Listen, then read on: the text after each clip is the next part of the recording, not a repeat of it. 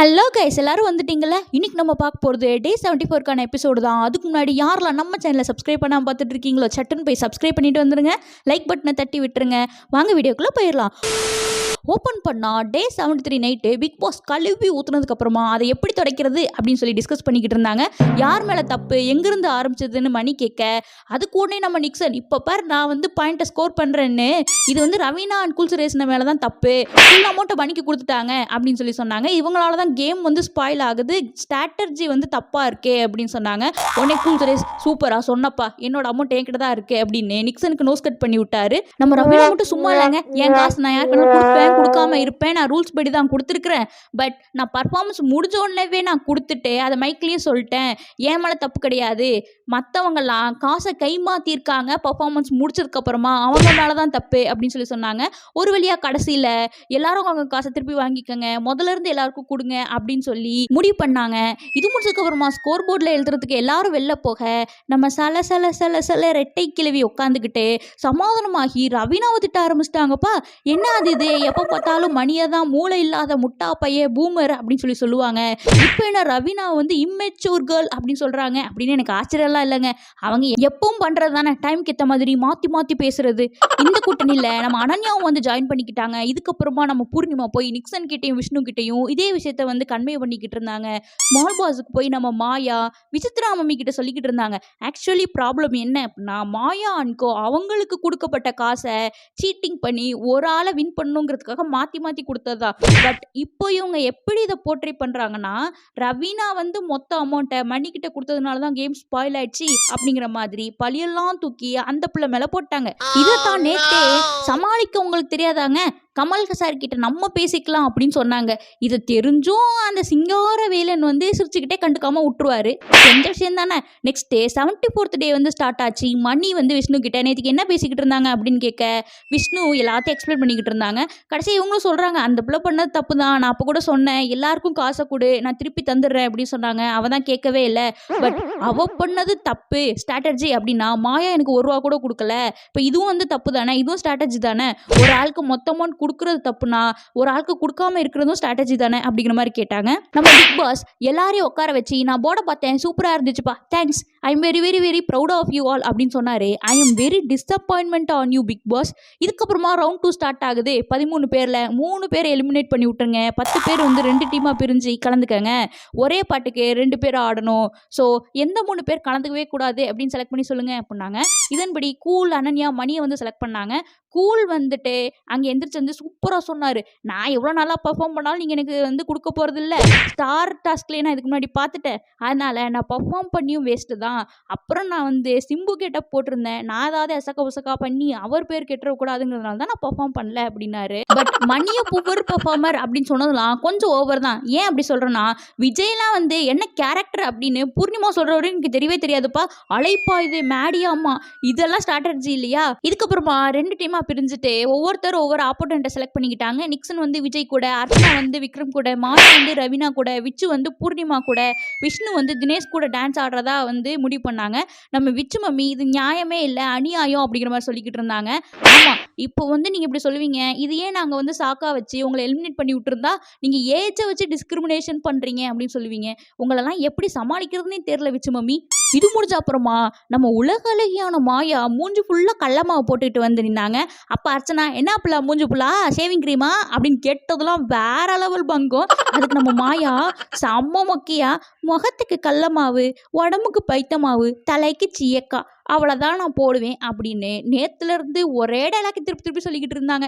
இதுக்கப்புறம் என்ன சொல்லுவாங்கன்னு எல்லாருக்கும் தெரியும், பாட்டி அப்படின்னு சொல்லிக்கிட்டு இருந்தாங்க. நீ எப்போ பார்த்தாலும் நேற்றுலேருந்து பாட்டி தான் தேடிக்கிட்டு இருக்கப்ப அப்படின்னு சொல்லிட்டு அந்த பக்கம் நடக்கும்போது பூர்ணிமா என்னது இது அப்படின்னு வந்து கேட்டாங்க. அதுக்கு உடனே அங்கேருந்து கமெண்ட்ரி கொடுக்குறாங்க, அந்த பிள்ளை குளிச்சுட்டு முகத்தை கலவாமல் வந்துருச்சுப்பா அப்படின்னு சொன்னாங்க. வாயை திறந்தாலே தக்லப் தான் போல அர்ச்சனா. நெக்ஸ்ட்டு விஷ்ணு மணிக்கு பாத்ரூமில் கோச்சிங் கொடுத்துட்டு இருந்தாரு. டான்ஸ் காம்படிஷன் ஸ்டார்ட் ஆச்சு. எடுத்தோடனேவே நம்ம அர்ச்சனாவும் விக்ரமும் தான் ஆடினாங்க. சும்மா சொல்லக்கூடாது, வேற லெவல் பர்ஃபார்மன்ஸ், ஒருத்தருக்கு ஒன்று சளைச்சதே இல்லை அப்படிங்கிற மாதிரி 2 பேரும் வேற லெவலில் ஆடினாங்க. விக்ரம் வந்து அவர் கேரக்டர்லேருந்து வெளியிலேயே வரல அப்படின்னு தான் சொல்லணும். அர்ச்சனாலாம் பாவடை தாவணியில் இறங்கி செம குத்த ஆரம்பிச்சிட்டாங்கப்பா. இதில் யார் ஜெயிப்பாங்க அப்படின்னு நம்மளால கெஸ்ஸே பண்ண முடியல. அர்ச்சனாவுக்கு வேற லெவல் எனர்ஜி இருந்தாலும் நடுவில் மூச்சு வாங்கினது, அப்பயும் அந்த சமாளி வச்சு ஒரு ஸ்டெப்பாக மாற்றிட்டாங்க. நெக்ஸ்ட்டு ரவீனா அண்ட் மாயாக்கான டான்ஸ் காம்படிஷன் நடந்தது. மாயா ரவீனாவுக்கு ஸ்பேஸே தரலப்பா. ஸ்டேஜ் ஃபுல்லாக வந்து இவங்க மட்டுமே குதிச்சுட்டு கிடந்தாங்க. ரவீனாவை பார்க்க பாவமாக இருந்தது. ஏன் அப்படின்னா மாயாவுக்கு தெரியும் ரவீனாவை ஆட விட்டோம்னா அது ஜெயிச்சு இந்த காம்படிஷனில் வின் பண்ணிட்டு போயிடும். ஸோ நடுவில் நம்ம பூர்ணிமாலாம் காண்டாய் கத்துனாலும் நான் இப்படி தான் ஆடுவேன் அப்படின்னு மாயா குதிச்சுட்டே கிடந்தாங்க. இது முடிஞ்சதுக்கப்புறமா பூர்ணிமாலாம் உருண்டு புரண்டு சிரிக்க ஆரம்பிச்சிட்டாங்க. இந்த பேட்டில் 2 பேருக்கு ஈக்குவல் பாயிண்ட் கிடச்சிச்சு. லாஸ்ட்டாக நம்ம பூர்ணிமா அவங்களோட ஓட்டை மாற்றி ரவீனாக்கு கொடுத்து ரவீனா வின் பண்ண வச்சுட்டாங்க. இதில் நம்ம மாயா காண்டாயிட்டாங்க. ஏங்க எப்படிங்க நீங்கள் வந்து அவங்களுக்கு தருவீங்க, நீங்கள் கொடுத்துட்டு போங்க, இது ஒரு ஜாலியாக நம்ம எடுத்துகிட்டு இருந்திருக்கலாம். பட் எதுக்காக வந்து நான் வந்து ஸ்பேஸ் தரல அப்படிலாம் நீங்கள் சொல்கிறீங்க, நான் எங்கே ஸ்பேஸ் தரணும் தரக்கூடாதுன்னு சொல்கிறதுக்கு நீங்கள் யார் அப்படிங்கிற மாதிரி 2 பேரும் ஆர்கியூ பண்ண ஆரம்பிச்சிட்டாங்க. நடுவில் நம்ம விக்ரம் அவர் பேரில் இருந்த விக் எடுத்துட்டு ராமா மாதிரி பேசாதே அப்படின்னு பாடி சமாதானம் பண்ணலாம் ட்ரை பண்ணிக்கிட்டு இருந்தாரு.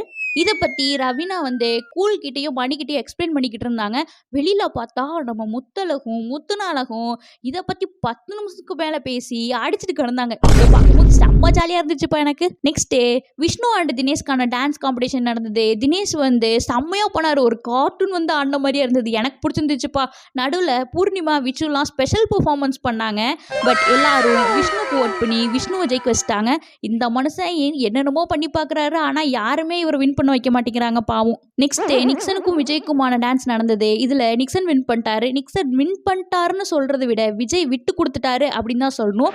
தமிழ்நாட்டிலேயே டாப் 5 டான்சர்ஸில் விஜயும் ஒருத்தரா. நம்ம இவங்க பெர்ஃபார்மன்ஸ் பார்த்தாலே தெரியும் நிறைய இடத்துல விஜய் சும்மாவே நின்றுப்பாரு, வாலண்டராக விட்டு கொடுத்த மாதிரி தான் இருந்திருக்கும். ஏன் அப்படின்னா இவங்க இதை ஜெயிச்சாலுமே டிக்கெட் டு ஃபினாலேயில் விஜயால் கலந்துக்க முடியாது, அதனால் விட்டு கொடுத்துட்டாரு போல இருக்கு. அடுத்தது பூர்ணிமா அண்ட் விச்சுக்கான டான்ஸ் நடந்தது. என் பேர் மீனா குமாரி பாட்டுக்கு ஆடினாங்க. பூர்ணிமா வந்து வின் பண்ணிட்டாங்க. இந்த பாட்டுக்கு ஆடவே நம்ம விச்சு மம்மிக்கு விருப்பமே இல்லை. ஏன் அப்படின்னா இது ஒரு ஐட்டம் சாங் அப்படிங்கிறதுனால. இது முடிஞ்சதுக்கப்புறமா நம்ம மணியை கூப்பிட்டு வச்சு ஏன் இப்படி ஒரு பாட்டை செலக்ட் பண்ணாங்க, எனக்கு இது புரியவே இல்லை, வெளியில் தப்பாக போனால் என் ஃபேமிலியில் என்ன நினைப்பாங்க, எனக்கு இது வேண்டாம் அப்படிங்கிறதுனால தான் நான் சினி சைடே போகல, ஏன் இப்படி பண்ணுறாங்க அப்படிங்கிற மாதிரி சொன்னாங்க. மணி வந்து நீங்கள் ஏன் இப்படி சொல்கிறீங்க, இதில் தப்பாக எதுவுமே கிடையாது, நீங்கள் ஒரு ஆர்டிஸ்ட் அப்படிங்கிற மாதிரி காம்ப்ரமைஸ் பண்ணிக்கிட்டு இருந்தாங்க. தென் இந்த டாஸ்கில் வின் பண்ண 3 பேரை செலக்ட் பண்ணி சொல்லுங்க அப்படின்னாங்க. அதிக காஸ்ட்க்கு இப்போதைக்கு வச்சிருக்கிறது நிக்சன். அதே மாதிரி கேரக்டர்லேயே இருந்த 2 பேர் யார் அப்படின்னா தினேஷ் அண்ட் அர்ச்சனாவை செலக்ட் பண்ணாங்க. அட்லாஸ்ட் தினேஷுக்கு கிடைக்க வேண்டியது கிடைச்சது அப்படின்னு நான் நினைக்கிறேன். அர்ச்சனா அவங்களோட பாயிண்ட்டை யாருக்கு தரதா பிக் பாஸ் கேட்டார். பூர்ணிமாவுக்கு கொடுத்துட்டாங்க. இதை பூர்ணிமாவாலேயே நம்ப முடியலன்னா பார்த்துக்கங்களேன். ஸோ இப்போதைக்கு டிக்கெட் டு ஃபினாலேயில் 1 பாயிண்ட் ஜெயிச்சது யாருன்னா பூர்ணிமா, நிக்சன் அண்ட் தினேஷ்.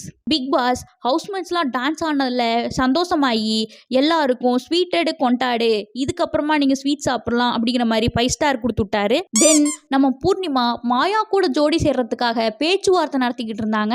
இது முடிஞ்சதுக்கப்புறமா பிக் பாஸ் வந்து டிக்கெட் டு ஃபினாலே ரேஸ் ஆரம்பிச்சிருச்சு, அதே மாதிரி எவிக்ஷனும் நடக்கணும்ல அப்படின்னு சொல்லிட்டு இருந்தாரு. அப்போ யாருக்கும் ஒன்றும் புரியலை. இந்த சீசனோட மிட் எவிக்ஷன் இன்னைக்கு நடக்க போகுது அப்படின்னு சொன்னோன்னேவே அட பாவிகளா ஸ்வீட்டை வாயில் வச்சு வெடியை அடியில் வச்சிட்டிங்களேடா அப்படின்னு சொல்கிற மாதிரி எல்லாரும் செம்ம ஷாக் ஆகிட்டாங்க. நாமினேட் ஆனவங்களாம் பொட்டி படிக்க கட்டிக்கிட்டே கார்டன் ஏரியாவுக்கு வாங்க அப்படின்னு சொல்லி அனௌன்ஸ் பண்ணாங்க. அப்போவே அனன்யாவுக்கு பச்சி சொல்லிச்சு போல அவங்க தான் வெளில போகிறாங்க அப்படின்னு அங்கேயே அழுக ஆரம்பிச்சிட்டாங்க. கார்டன் ஏரியாவுக்கு வந்ததுக்கப்புறமா நம்ம பிக் பாஸ் உங்கள் எல்லாரோட ஃபோட்டோ போட்ட பசில் வந்து வரும், யாரோட பசில் வந்து கம்ப்ளீட் ஆகாமல் இருக்கோ அவங்க தான் இப்போ வெளில போகிறீங்க அப்படின்னு சொல்லி அனௌன்ஸ் பண்ணாங்க. தினேஷ் வந்து ஃபஸ்ட்டே சேவ் ஆகிட்டாரு. அதுக்கப்புறமா நம்ம கூல் அண்ணன் நிக்சன் ஒவ்வொருத்தவங்களா சேவ் ஆக லாஸ்ட்டாக விஷ்ணு, அர்ச்சனா, அனன்யா மட்டும் இருந்தாங்க. நீங்கள் தான் சொல்லணும் அப்படின்னா வந்து சொல்லுங்க அப்படின்னு சொல்லி பிக் பாஸ் சொன்னார். எல்லாரும் சென்ட் ஆஃப் ஸ்பீச் கொடுக்கும்போது விஷ்ணுலாம் பேசும்போதே அழுக ஆரம்பிச்சிட்டாங்க. நம்ம அர்ச்சனா வந்து பாசிட்டிவாக எல்லாருக்கும் தேங்க்ஸ் சொன்னாங்க. லாஸ்ட்டாக அனன்யா ஃபோட்டோ மட்டும் கம்ப்ளீட் ஆகாமல் இருந்தது. ஸோ இன்னைக்கு எவிக்ட் ஆனது அனன்யா. என்ன விஷ்ணு உங்களோட பருத்தி முட்டை குடோன காலி பண்ணிருச்சு, இப்போ உங்களுக்கு ஹாப்பியா? எல்லாருக்கும் டாட்டா பை பை சொல்லிட்டு கிளம்பிட்டாங்க நம்ம பேஷண்ட். இந்த பொண்ணுக்கு எதுக்கு செகண்ட் சான்ஸ் கொடுத்தாங்க அப்படின்னே தெரில, வந்து ஒன்றும் பண்ணலை. அதுக்கப்புறமா நம்ம விச்சு மம்மி ரவீனா கிட்ட எதுக்காக எவிக்ஷன் டைமில் போய் சிரிச்சுக்கிட்டு இருக்க, மற்றவங்களுக்கு அது ஹர்ட்ஃபுல்லாக இருக்கும்ல அப்படின்னு அட்வைஸ் பண்ணிக்கிட்டு இருந்தாங்க. வெளியில் பூர்ணிமா விஷ்ணுக்கு கங்க்ராட் சொன்னாங்க. அப்போ நம்ம மாயா நீங்கள் அழுகும்போது இவளும் அழுதுட்டா அப்படின்னு சொல்லி அங்கே ஒரு பிட்டு போட்டுக்கிட்டு இருந்தாங்க. இப்போ நம்ம விஷ்ணு சொல்கிறாங்க, நான் நிறைய பேரை நீ போ நீ காலி பண்ணு அப்படின்னு சொல்லி ஹெட் பண்ணியிருக்கேன், எனக்கு இப்போ தான் அது புரிஞ்சிச்சு அப்படிங்கிற மாதிரி அவர் ஃபீல் பண்ணி பேசிக்கிட்டு இருந்தார்.